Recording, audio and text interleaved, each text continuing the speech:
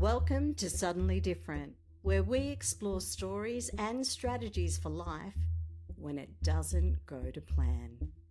I'm Leigh-Anne Charland, inviting you to join me on this journey. This episode contains discussion of domestic violence, financial abuse, emotional trauma, and recovery. If these topics are sensitive or activating for you, please listen with care. If you or someone you know is in danger or needs support, you'll find national helplines and support resources listed at the end of this episode and in the show notes. What happens when your body is still showing up, but your spirit has been chipped away?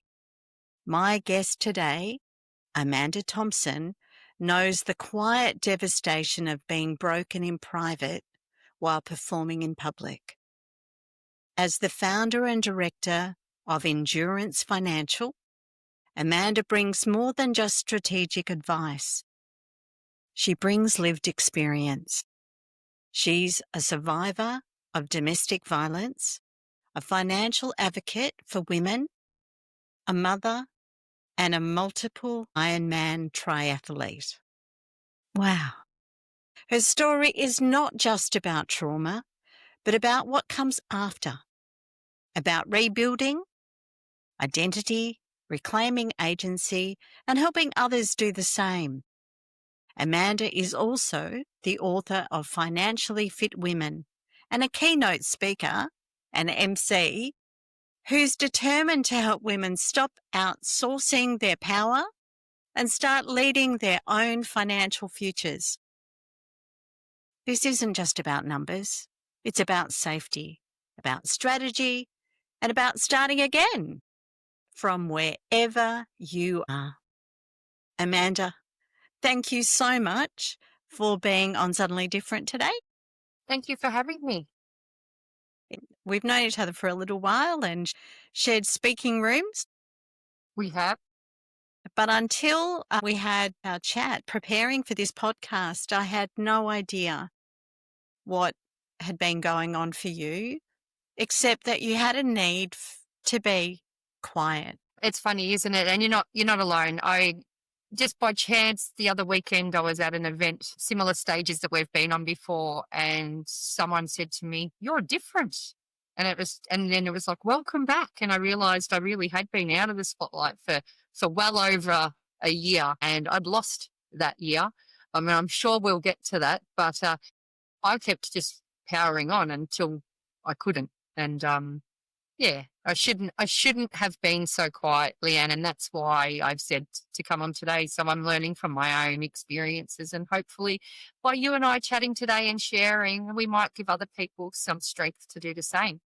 Yes, because we've both been through journeys in this area, and I think that people need to trust that those around them are willing to hold them and not judge them. And it is not unusual to feel that people must be judging us because it's a natural human experience. Absolutely. It sure is. Amanda, take us to that suddenly different moment. What shifted for you and how did it ripple through your sense of self, security and future? Well, so I'd had a really tough year, and we'll get to that. And we take you back to November of 24, and I felt, as did so many of my friends, felt myself spiraling. And I didn't know whether I was having a mental breakdown, whether it was perimenopause, all of the above. I just wasn't coping. Typical woman of my age, putting it down to everything and anything, and trying so hard to be accountable for how I was feeling. And so I'd just been pushing through with sleepless nights and not feeling great. And it got to this point where a girlfriend said to me, "Do I need to commit you?" And I said, "No, you don't. I don't think so." I said, I feel terrible. And I said, "But no, I'm not in that place." Anyway, I got up to go for a run one Sunday morning to keep my body moving, because it's really, doing triathlons, it's really important to me. It's one of my metronomes. So I got up one morning to clear my head and go for a run and try and continue to find normality in my life. And I never came home. And what had happened was that I'd obviously been trying to move, trying to start training again, trying to work, pretending I was getting better, until I ended up in a cardiac ward. And so my heart rate had dropped to 12. I coded 3 times in the hospital, and what slowly uncovered was I had blood clots in my lungs. And these blood clots were the physical scars from a severe domestic violence attack I'd had a year earlier. And this very moment, I was so upset that he'd come back into my life. And even by that, the nature of that diagnosis was, he's here again. I'm scared all over again. This is the legacy he has left behind. And I rang a friend and I bawled my eyes out. And then I sat with it and realized that I wasn't having an emotional breakdown. I was actually experiencing the full collision of trauma, denial, mixed in with endurance. And this particular event forced me to stop surviving and start listening. And a part of that was, of this suddenly different moment, was I realized I couldn't out-train, out-think, outwork the trauma that I'd been through. But the one thing I could do to help heal was, from that very day forward, I decided that what came next in my story was mine and mine alone. He no longer, very rarely does he have a name in my head anymore. And I refuse to let him beat me in any way, shape or form. So maybe that's the good endurance, competitive spirit coming through. But I've had too many years of him controlling my story. And so, I am into this storytelling mode now of what goes on in my life, which I hope, is as I said to you, is some guidance to other people potentially. That is amazing. And isn't it so interesting that our body can go this far and no further? Yeah. Right? So it was a result of injuries that hadn't healed, but it is that without the gift of that, you could have gone further, harder, and maybe beyond the point of no There's no coming doubt. back. There's no doubt. I mean, in my eyes, and you can say what you do, but he nearly killed me twice. It's just, a year apart. He nearly killed me. And as I said, I've taken some purpose out of adversity. And a part of that is even the fact that I thought it was all me. I didn't even stop to think that there would be any physical reason other than the body keeps the score. We've all heard that before, but other than that, I hadn't realized at all. I was just blaming myself for everything.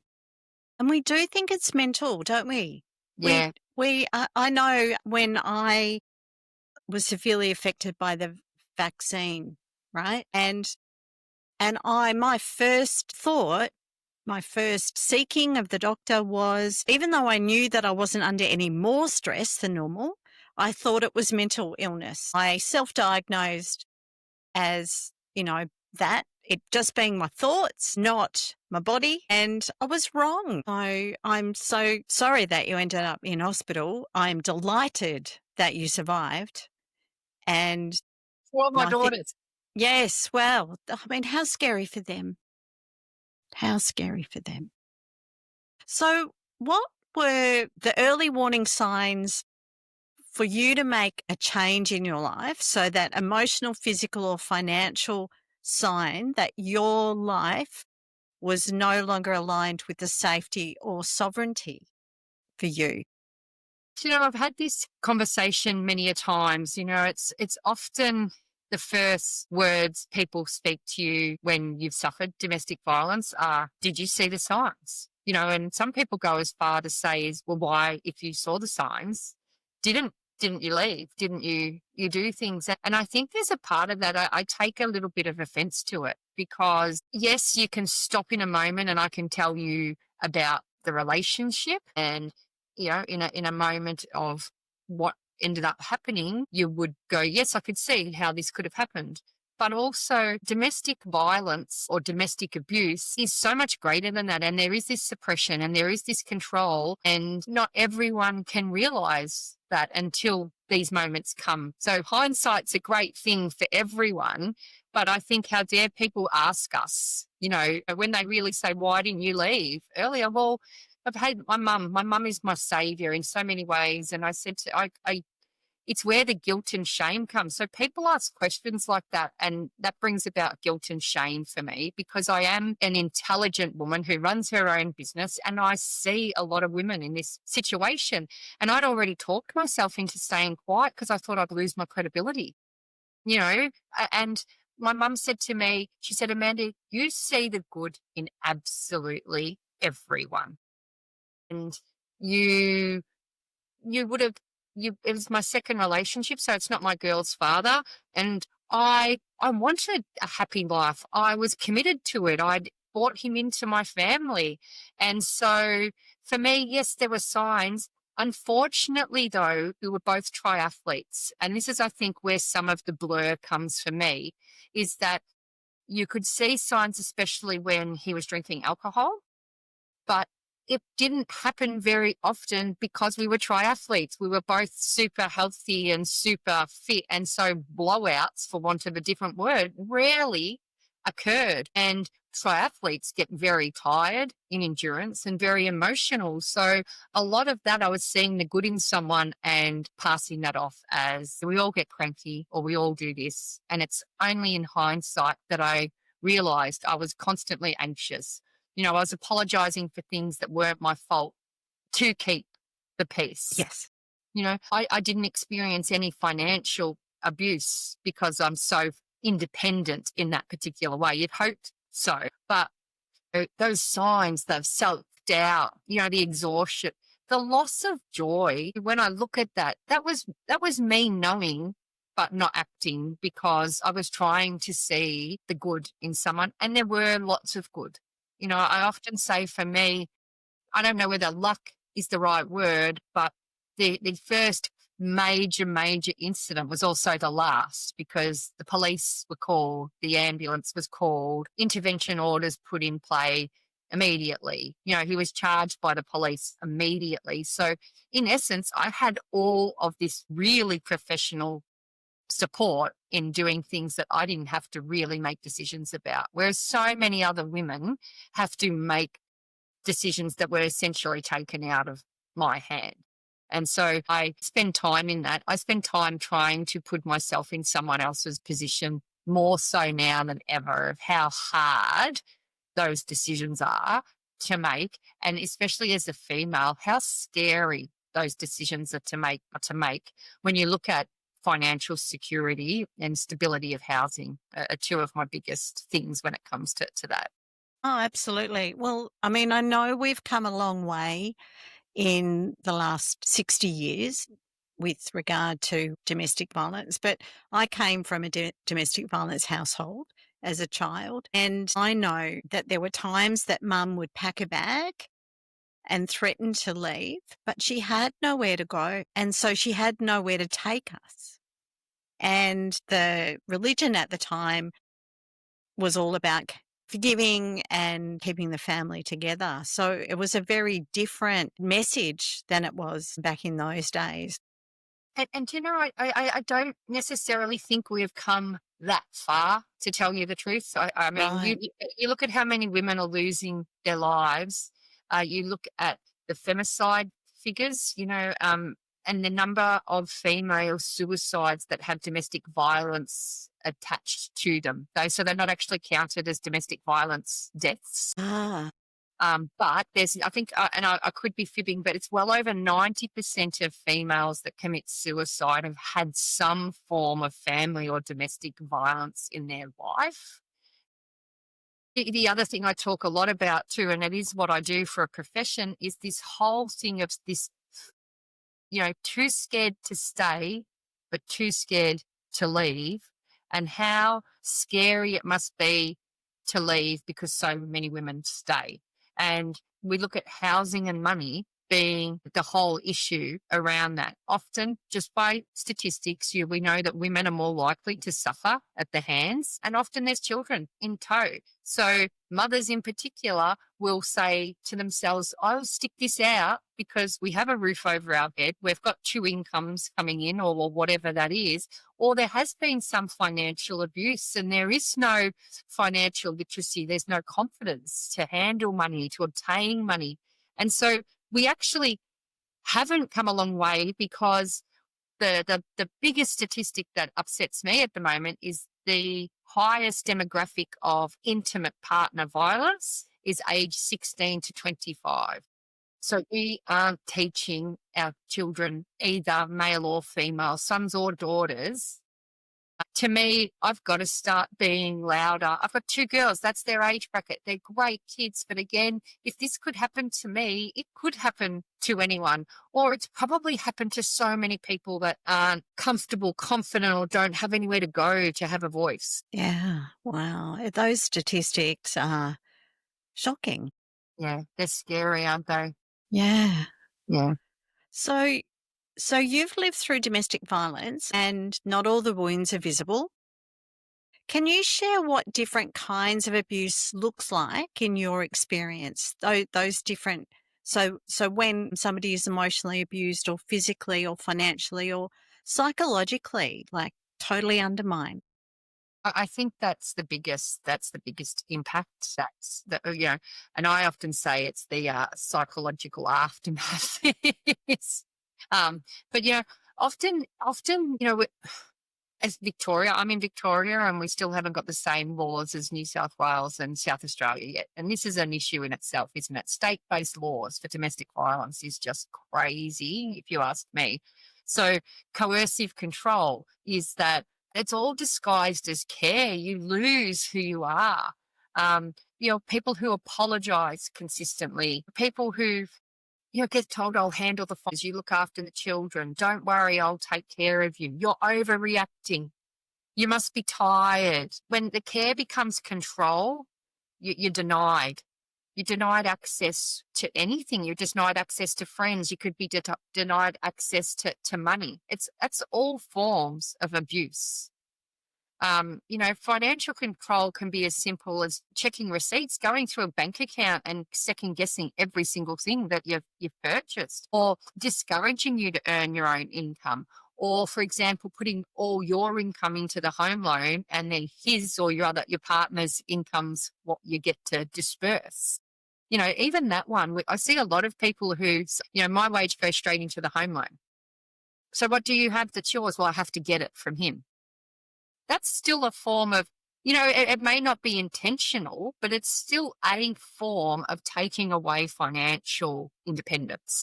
Yeah, because when we feel like we have to apologise for purchasing, seek permission, I mean, there's a difference between having a joint goal and budgetary plan. There's a difference between that and having to seek permission to buy a new outfit or, like toiletries. Absolutely. And if you are hiding purchases, or you're feeling guilty, that could be someone taking away your financial independence. It's a red flag, and it's not just always abuse though either too, Leigh-Anne. If you're finding that there might be something wrong with, or you are guilty about spending too much. So there's not everything can be blamed on someone else either. These are Yes. the red flags for you to take a step back and have a look at, why am I doing this? Secrecy is a big one. Not knowing what's happening with shared accounts, or being told you don't need to worry about it if you are actually making time to ask the questions. Financial safety to me means transparency and shared choice. Yeah. If either of those are missing, it's worth paying attention and asking why. However, there's another thing too. I say to a lot of women in getting this financial independence, we need to remember that the men are catching up in their own way as well. And I say men versus women just again because of the statistics, and we know where we've come from in history, is that a lot of men have still been brought up in a household where they are the provider, where they are the one who's supposed to control the money and earn it and look after their family. So we need to tread carefully as well as women. We can't just turn around and, put the chopping block on and go, right, I'm taking over. Or so you need to look at why things have been happening and why they've been created that way. It could be that you've become a mum and you were so exhausted that you just decided to let that go and it's all happened organically. But I think that the biggest thing is we need to reclaim that male, female, non-binary, anyone needs to reclaim a little bit of ownership over the financial decisions that are being made. Yeah. And I suppose there's, when you're in a coercive control relationship, there's probably a bit of gaslighting and, a bit of, like that, those subtle questions about what you're doing that make you think that you're going mad. Absolutely. That is coercive control, is someone wants to make you feel bad about yourself. It's not necessarily them wanting to make you feel bad. They want you to feel bad about yourself. And, I'm not an expert. This is just lived experience for me, both my own and the numerous people that come through my door to help, to, start getting help to get their financial independence back. But it's if you find that if you can close your eyes and remember someone else that you used to be, chances are something's going on. Yes. Yes, yes, especially if it's not in a positive trajectory where you realize that you've become more financially literate and, you're actually saying that compulsive spending isn't the right way. I know there was a period of time where I went through different knowledge about finances and realized and had a big wake up call and apologized to my husband and said, my spending has been based on immaturity. And, and I'm sorry about that. I mean, we've turned out okay. We've been together 35 years, but we sometimes don't grow up from teenagers about our financial planning. Well, I think a lot of it's got to do with our financial mindset, our money mindset as well. Why are we the way we are with money? What has shaped your beliefs about money? They usually come from childhood. Which was the parent that had the most influence on you? What was their money behaviors? Did one of your parents gamble, drink? Did they waste money? Were they stingy, or was it seen as always chore? Whatever that was. And I think that there's a lot there. There's a lot of money coaches out there that are really important and really help someone see the emotional side of money, because you've got to stop and think every single aspect of money has a feeling or emotion attached to it. So if you can't backtrack and understand why you are the way with money, you may never be able to change that either, or you won't be able to sustain new habits to change it. It's like anything in life, often it's attached to something in our past. Yeah. Yeah. So for those who feel trapped in that emotional, physical or financial trauma loop, what were the most vital first steps for you in beginning your escape and healing? And I have to say, for me, because as I said, I'm not a psychologist, I'm not a counsellor, I'm a financial advisor who can in her own way be a counsellor, so trust me. But for me, the biggest part was acceptance. Admitting that I was experiencing something that wasn't normal, that didn't feel right. And by actually saying, I don't deserve this, it's okay to sit in that moment. It doesn't mean you're playing the victim. The truth is you are a victim if you're feeling like that. And then for me, and I really advocate this, then the next step is planning. I had to quietly rebuild. I had to rebuild a financial safety net. As we've said, I took a year off work practically, not by choice, but I was only just coping. And so I'm so glad I've practiced what I preached, and I had money there to for you'd never want it to be for that situation, but it was. And so I had to revisit my goals. You said at the start, I'm a multiple Ironman triathlete. That's been taken away from me. My metronomes in life, I work, my children, and triathlon. And, two of those disappeared for a year, just about. And so I had to reset goals, revisit my own values, revisit who I wanted to be, and then put the planning on how I was going to do that. And I do believe in documenting things. Putting a plan in place in your head is not the same as doing it. But but also, even though I am so good at what I do, for me, the first call was to a friend, and the second was to a professional. You don't have to do it all at once. Just start with that one safe step.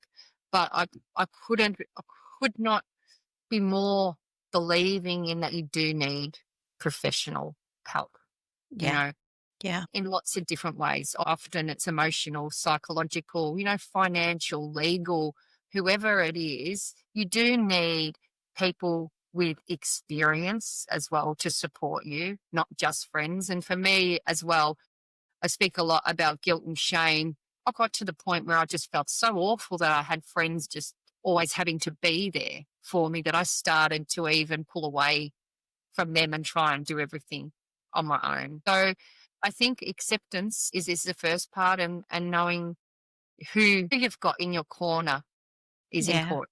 Well, Yeah. Because that's in my research, I found that you talk about the importance of a circle of safety. And it sounds to me as though like you had professionals and skilled people and those that you trusted in your circle. I do, and that circle's changed as well, because as I've started to share my story, so I think I said to you, every Wednesday I write a piece on LinkedIn that is really raw. So I don't know what I'm going to write until I start writing it. And it shows, if you went back and read them, you'd be like, oh, she's a little bit of a yo-yo sometimes. And that's the truth. There are great days, there are not so great days, and there are days where unfortunately my heart rate gets so low, I'm lucky to get out of bed. I've still got so many lingering scars that people can't see. And so what's happened is, as I've started to share, in essence, I'm inviting people into my circle. And I have just had some amazing new business friendships and friendships form in the most unexpected places. Clients, my goodness, my clients. I mean, again, that was a fear of mine, sharing, because I thought that they would leave me. I thought that they would think that I was incapable, and they're so important to me. But I just lost all faith in everyone, I think. And so some of my clients are just amazing. The first thing they do is, how are you? What's been going on? Are you, how are you feeling? And I think, wow. And it's why I started my business, is to build long-term relationships. So why wouldn't my clients be the same? So it took a while. It took a while to believe in the nice of people too. And that, I think, like attract like. So most of my clients are actually like me with their values. Yeah, they are. That's true though. I mean, we do match on values and we separate when our values change. Yeah. So you often say you help people become their own CFO, confident, focused, and on top of their finances. What does that practically look like after trauma? Well, it means reclaiming control. Let's say one decision at a time, one habit at a time. It starts with awareness. We keep talking about this, is accepting, talking to yourself, understanding where your money goes, what it's doing for you. But more importantly, what is it that you want it to do? What feeling are you chasing? It's only then you can start to build or rebuild a structure, setting up accounts, whether it's savings, investments. And for me, it's about the small wins, gaining confidence and celebrating them. It's not about wealth, because wealth, the definition of wealth is different for absolutely everyone. And it is not just about numbers. It's about autonomy. Becoming your own CFO is not being great at Excel spreadsheets. It's knowing your own worth and knowing that you can make decisions. And I say, with knowledge comes clarity, with clarity comes purpose. And then all of a sudden you're making purpose-led financial decisions for your long-term goals, whatever they may be. And I know, like, I had a good career, and I would spend money to reward myself, overspend money to reward myself, and probably be a bit rebellious. But it was when I discovered the feeling I was seeking with that spending, I was able to then look at how else could I get that feeling? Absolutely. Right? Until I did the analysis on why was I doing that? And my parents both were gamblers. They were hopeful that that would add to their weekly income. Of course it didn't, but they lived their whole life that way. But when I look at it and go, well, okay, so what were they trying to feel? They were trying to feel community. They were trying to feel connection. They were trying to feel hope, and they were wanting a better life. And, when anybody has the opportunity to look at how they're experiencing their finances and their life, they can make better decisions. Yeah, absolutely. Absolutely. You're So- my star client before we even begin. So when somebody comes to you and they are just overwhelmed, right, with this thing, and I can imagine my sister-in-law recently lost her husband through heart issues, and she'd never looked after the money before, and it was overwhelming for her. But she's learnt little things. She got the confidence of, I paid online. Like just those little things. How do you be the wind beneath your client's wings to give them that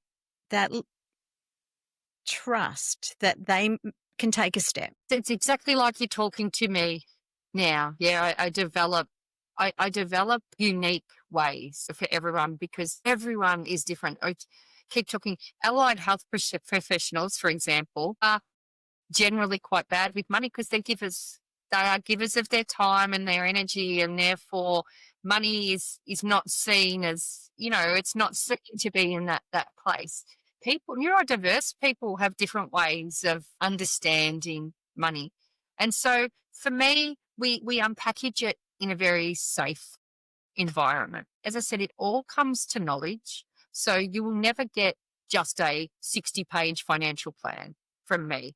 You will get understanding. Legally, I'm bound by regulations under a financial advisor law, but it doesn't mean I can't go above and beyond those regulations. So will meet with clients in person as often as I can, because we retain more information when we're sitting next to each other looking at things. But it's about understanding where someone wants to go. We do a lot of goal setting to start with, and then we unpack it and we start small. I had one lady tell me that her biggest goal was to go on that date night with her husband once a fortnight. As simple as that sounds to so many people, she ran her own business. She had 2 high needs children, no family. So a date night was quite an expensive outing. And so we worked that in. It's all about, I'm also, you'll hear, if you have followed me or you listen to me, I say budget's a dirty word. I don't like it. I find it comes from a place of scarcity and control, whereas a control in a negative way. I use the word spending plan, where the aim is to create a surplus, not to be told where I should or shouldn't put my money, but to be driven by that positive endorphin of having surplus. And so I don't ever get people to go and tell me how much they spent on energy last year, for example. We don't do that. I say, let's guess what you spend on energy. And then we go through that over a few months. And so all of a sudden it becomes an intrinsic understanding of your money, in a completely different way than having to go retrospectively backtracking through things. So we do it with progression over time. That sounds fantastic. And for the mindset, so freeing because, like, nothing's worse than going back through your bank statement and like smacking yourself every time you notice I shouldn't have done, Yeah. right? And then you just end up bruised and battered, so you don't want to look anymore. No, and we get into that, well, I call it mindful spending or even sacrificial spending, whichever way you want to look at it. Yeah. When you really know what you're chasing, you're actually going to decide, for me, it's, am I going to buy that second glass of wine or am I going to buy that packet of Allen's snakes? As simple as that. What am I sacrificing to do this purchase or a new handbag, the bigger purchases? If I want a new suit or a new dress, what am I sacrificing? Is that what's my goal, is to have a wardrobe full of awesome clothes, or is my goal to go overseas with my daughters? And so what am I sacrificing with everything that I do? And you won't necessarily go, oh, I'm not going to get that every time. But you do start to just naturally question because you, for the first time, truly know where you want your money to be going. Yeah. Yeah. This is fantastic. I'm loving this. So let's talk about being an Ironman triathlete. So completing over 30 half Ironman triathlons, I believe, but I could be totally wrong, while raising children and running a business is huge. What role has physical endurance played in your rebuilding of your life? Well, do you know what? I'm going to get to that in 1 minute. But for everyone who thinks I'm an advocate for females, you are 100% correct. And I am an Ironman triathlete because it's a brand. So I'm a woman who competes in Ironman triathlon. A lot of people say to me, aren't you an Iron woman? I said, no, Ironman's the brand. So I'm okay with that. Do you know, endurance is at the core of absolutely everything I do. It's purpose, it's resilience, it is long-term goals. And even though I can't compete in triathlons or really train for them at the moment, that mindset is everything I do. I'm known for being able to put a lycra analogy into anything with money. And I've learned so much, it gave me the training for it, the training more than the competing. It gave me structure when things felt chaotic. It reminded me that strength can coexist with vulnerability, because when you're training for an Ironman, you are depleted both physically and mentally, and you still need to mum and you still need to work. So it reminds you that it can coexist. And every single race taught me something about pain or patience or progress or setbacks. And they are lessons that have been mirrored in my recent recovery journey. The finish line isn't about speed. It's about, staying in that game, staying in that race. That's endurance. It's knowing that some days you'll go faster and some days you won't, but you're still progressing towards whatever finish line it is you're seeking, whatever goal it is that you want. And I bring that into my clients. I bring that mentality and those beliefs when I'm working with clients. And that's why I love having long-term relationships with my clients, because the best job satisfaction I get is watching my clients achieve what they want and the joy on their face when they do something they've not been able to do before. Yeah. And I can see that you could use the comparison of like injury and setbacks, and whether they be big or small, I can see how that you can apply that to daily life and the ability to reflect, to see the learnings and the lessons and move on, right? Because we need to keep moving on. We can't just sit on the couch. No, you're right. And it's taken me, this is probably one of these practice I do what I say, not what I do moments. It took me a long time. Injury was always frustrating for me. Injury was always, pushing the limits to see, can I run? Oh, no, I can't. Oh, no, I've set myself back a little bit further. And it's taken me a long time I suppose, to bring that part into what I'm going through. And I do look at it with a different lens now because, your instinct is often to push harder in triathlon and even in recovery. Your instinct is to recover as quickly as you can, do everything you can to get back out there. And for me, I think that my healing process started exactly the same way. See the counsellor as many times as I can, get back to triathlon, get back to work, pretend nothing's wrong. You can't rush healing. It's not linear. Sometimes I'm learning the hard way. You've got to stop. You have to reassess, but with the view is I am going to rebuild stronger. I've learned that you can fall, but I'll find my way back and I'll find it on my terms. And I think that's the key to healing or healing from trauma. And it's really important. When I talk trauma, Leigh-Anne, it doesn't mean just people who have been through domestic violence. It could be mother guilt of being a working mum and going to work and juggling work or home. It could be the loss of a loved one. Trauma comes in so many different forms for so many different people. And I think this is some of what I'm trying to get out there is that trauma goes long past physical scars that we can see on people. And my keynote's called Hidden Scars for a reason. It's what we don't see that really, in my opinion, is the trauma that we individually endure. And that's where, we can say it's our story to write. It may take time, but it's our story to write. And what happens next, isn't always up to us, so like the whole Amanda can't do triathlon anymore. If it was up to me, I'd probably go out and try another one, but I'm trying to behave myself. I think that's part of it. Yeah. And I think that there's an element of maturity and self-awareness in making that decision. I know with my condition, I had all day yesterday having to rest. I was feeling absolutely dreadful, but I know what I've got planned, right? So I've got joy planned. I've got connection planned, and I know that I'll be fine. I'll be fine as long as I also have rest planned. Absolutely. And nurturing and paying attention to when those hidden scars call out for attention, and they do. They certainly do.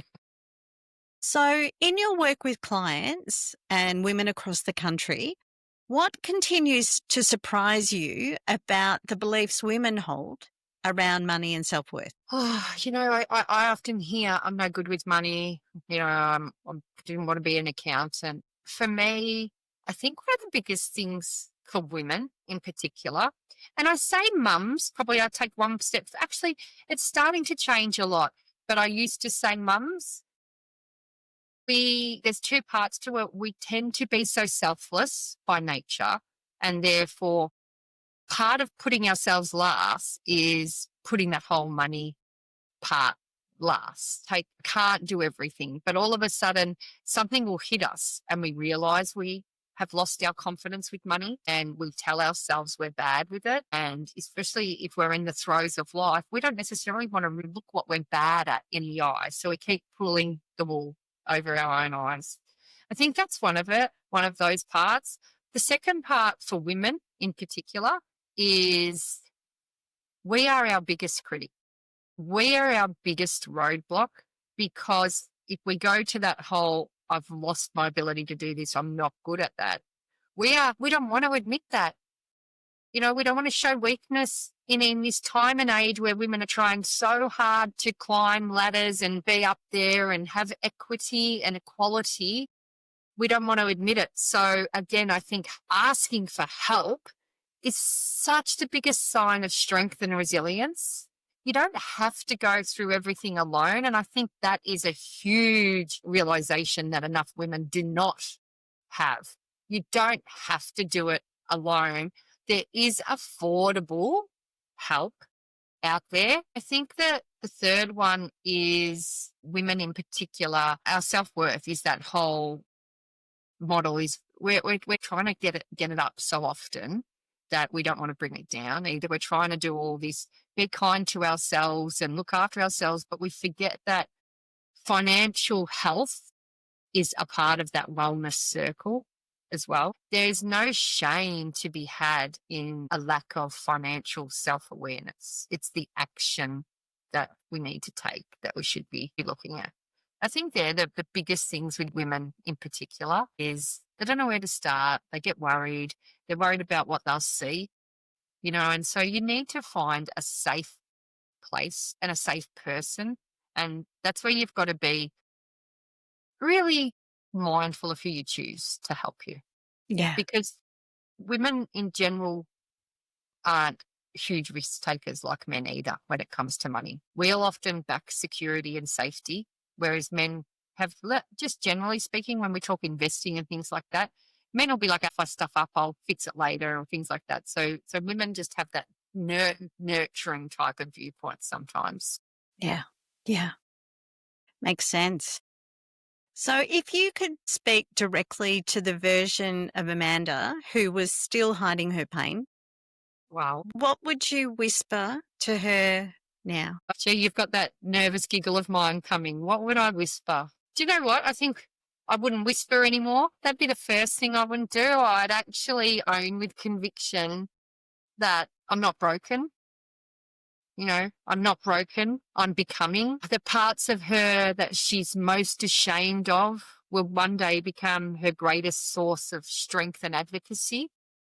That survival shouldn't be a purpose. I think living freely is a purpose, living in exactly the way you want to be. And I think I'd shout all that to the rooftops, Leigh-Anne, because I have this saying that we yell now so our next generation won't have to yell to be heard in a room. So we collectively raise our voices.